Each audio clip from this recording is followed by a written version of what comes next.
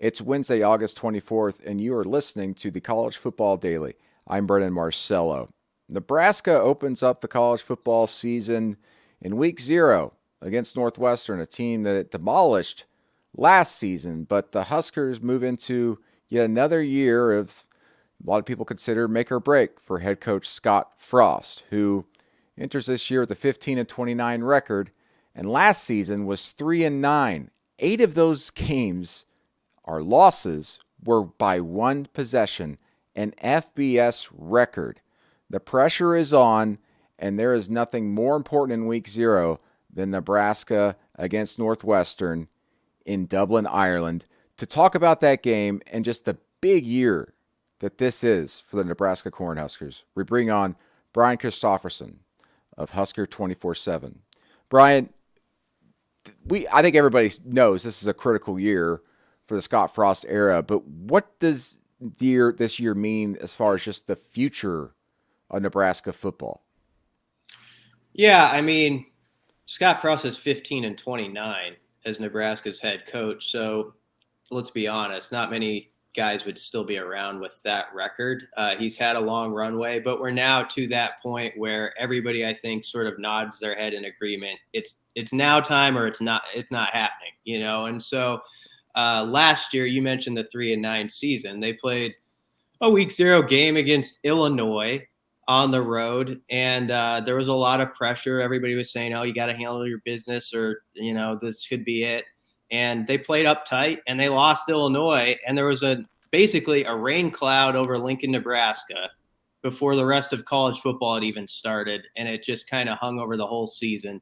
And so here we are again, another week 0, and there's sort of that same feeling in the air, like it's got to happen. They've got to get some wind behind their backs. And if they do, there's an opportunity. People have looked at the roadmap and seen that Nebraska has sort of a favorable schedule, and there's an opportunity to be 3-0 going into the Oklahoma game. And, you can talk yourself into 6-1 and that type of start. So it's there. But Nebraska's got to do the little things they have not specialized in for years, and that's special teams. That's the turnover margin category. And we'll get to Casey Thompson, I'm sure. But, they got to have a QB who just is shrewd and knows when to live for the next play, and can then make a play on a third down when you got to have it. It seemed like forever all we were talking about was Adrian Martinez, and as you mentioned, we got Casey Thompson coming in. How does Casey Thompson change that offense? I mean, you see what you hear it in the preseason, the talk of him and what he was able to do at Texas. He leaves there, kind of saw the writing on the wall with Quinn Ewers coming in and others. But he's coming into Nebraska, and this guy handles himself so well. That's got to be kind of rubbing off on the rest of the team. Yeah, and I mean, the thing about Casey, he's got a lot he wants to prove, because last year he wasn't initially the starter at Texas. He got it like in week 3, and then he was kind of rolling. Had an amazing game, as people remember, against Oklahoma, where he threw for 388 yards, 5 touchdowns, and he hits his hand on a Oklahoma player's helmet. Has a pretty severe thumb injury, which, looking back at it, it's kind of amazing he played through. Yeah. He had a procedure on it after the spring here in Lincoln. He thinks he's a different man because of it. The coaches around here say he's throwing it with more zip and all that.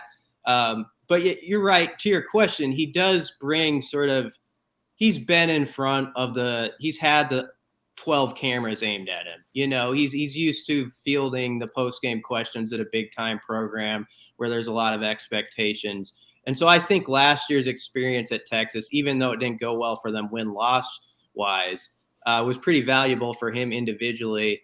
And, let's be honest, he probably thinks he could have been the guy to help that program down there too, if they would have kind of stuck that way. So I'm sure he wants to show some people he's got the goods. And, he's about 24 years old. So you're kind of banking on that experience early in this season to sort of help this team that has a lot of new parts and a new coaching staff, and sort of be the calming influence and a guy who just has been there, done that.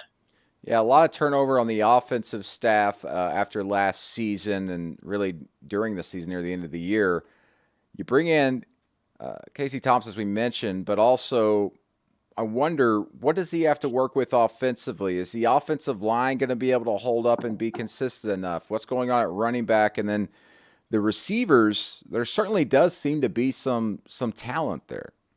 This is where Nebraska is the fascinating mystery team. And of course, I'm biased because I cover them, so you're locked in on it. But I think any just onlooker at college football, they've got all these sort of new parts where it could be really good, but you have no idea. Like Trey Palmer could be their top receiver. He was at LSU. He can take the top off of defense.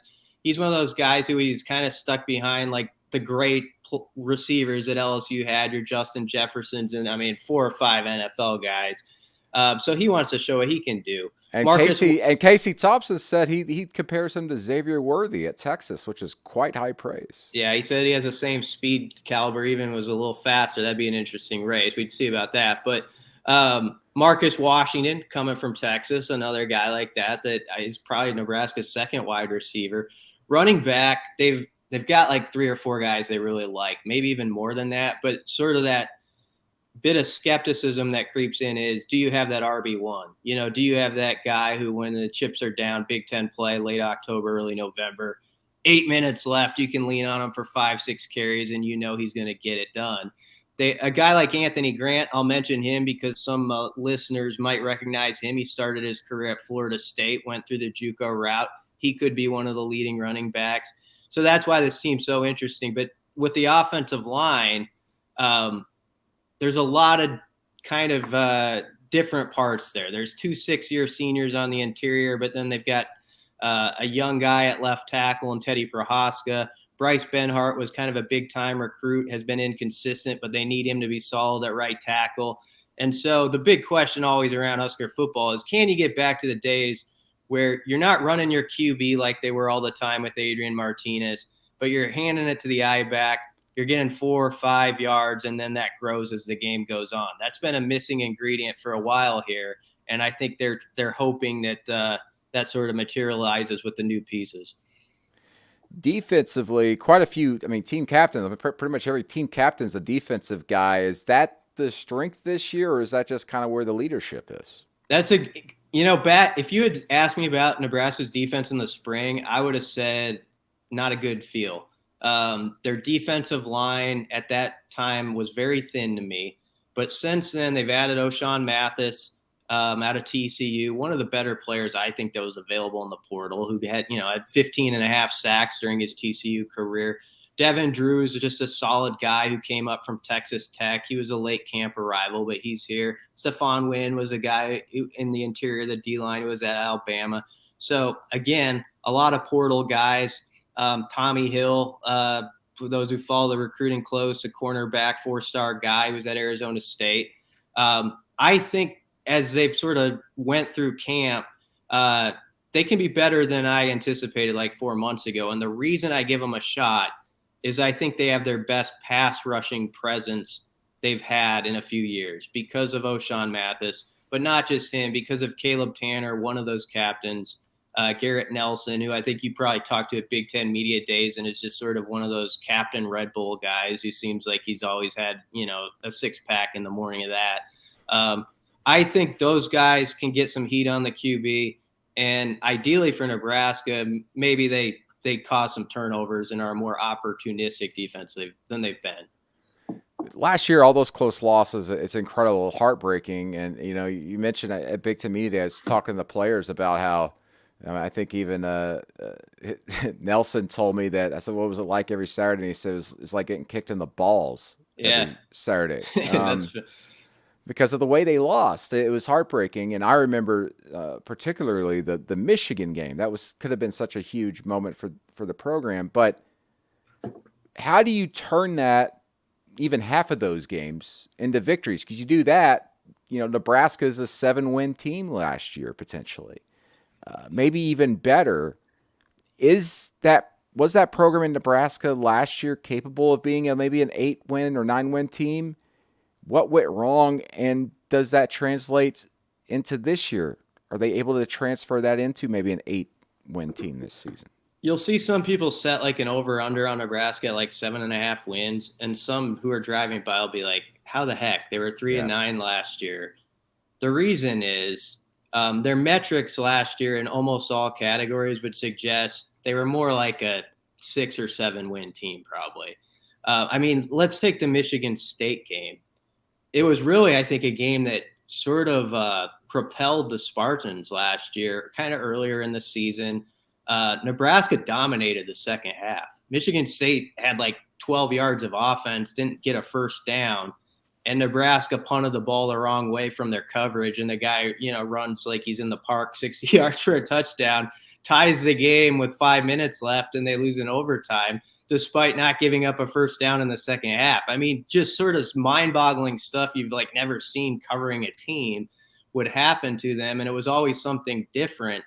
But special teams is a big part of it. They believe they lost 2 or 3 games because they were just inept, like with kicking, with punting, that piece of it. And so they've went out, they've added a scholarship punter and kicker. You know how that goes. I mean, a guy could be good one year at that a place kicker, and then he gets the yips and he's not the next. So we'll see. But they've tried to address that. They now have a new special teams coordinator, so they're hoping that's worth a couple. And then the schedule, I don't love to be a guy who just plays the schedule card over and over again. But last year, Nebraska's crossover games were Ohio State, Michigan, and a Michigan State team that before the year we didn't know was going to be what they were, but, ended up 11 wins. This year, it's Michigan, but it's also Rutgers and Indiana. And not to demean those programs, but people look at that and they say those are opportunities. Maybe those are 2 wins if you play good ball that weren't there last year.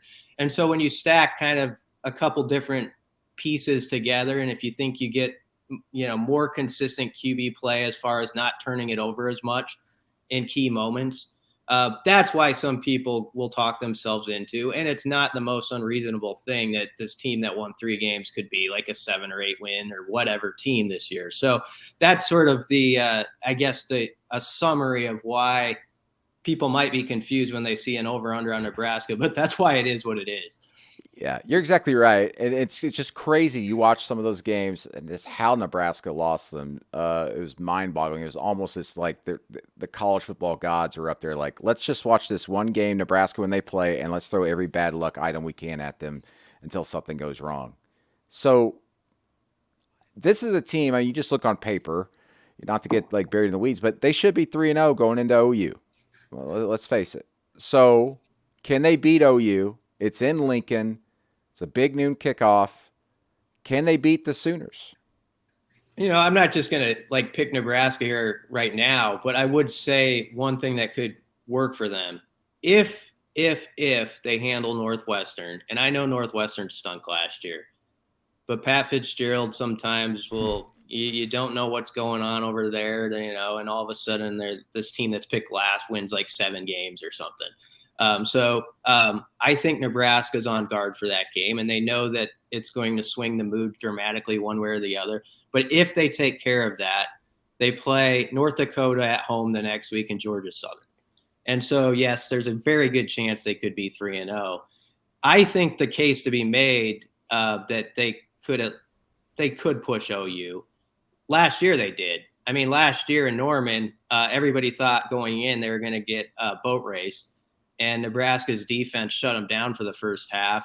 Really, special teams again killed them, and they lost 23-16 in a game that was pretty even. And so this year, I think the thought is, well, if Nebraska gets 3-0, 2-3-0, and Oklahoma comes in 2-0, this is sort of Venables' first big game. Like, first big test as the head coach there. They're kind of in transition, and there is that chance where maybe there's a little more pressure on Oklahoma in that case, where Nebraska's playing. I always hate the house money line with a team, a big program, but Nebraska's season is not like disrupted if they lose a tight game to Oklahoma. They could carry on and do well in the Big Ten. So I think the opportunity is there to be pretty loose going into that game. If they're 3-0, if they lose to Northwestern or something and they're 2-1, then that changes everything. And there's pressure on Frost to win, get a win like that. So handle your business, and Nebraska should go into that with a pretty good mind space, I would think, as far as, a team that could pull an upset and like nothing to lose sort of. Okay, so Scott Frost is the head coach at Nebraska in 2023 if. They haven't put a direct win total on it or anything like that, but I always tell people, and I don't think should be far-fetched at all. Nebraska's sort of been out of the West Division race like by mid-November the last few years, like not even in the conversation, not even like one of those teams you put on the graphic and say, okay, if they do this and you do this, you win the thing. You should never be in that situation in the West. Like you should at least be in the mix where like a few things can happen and maybe you're going to surprise people down the stretch, but if those things did occur, you could win it. I feel like that's where they need to be. If I wouldn't put a win total on it, but I feel like in November 15th or so, you have to look at the final couple weeks, and Nebraska shouldn't be mathematically eliminated from the race with the schedule they have. Everybody's going to look at it's natural to look at like Michigan and Oklahoma and kind of circle those games for Nebraska.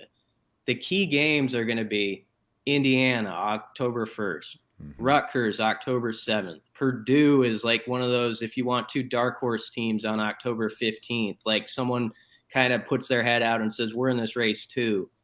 Those are the games that's going to impact Frost era, what is said in November about him, more than some of these ones that we like to talk about the most.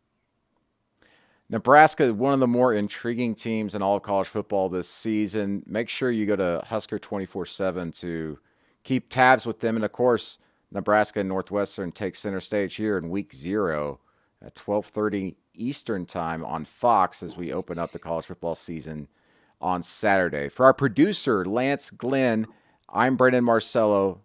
Thanks once again for listening to the College Football Daily. We'll talk to you Friday.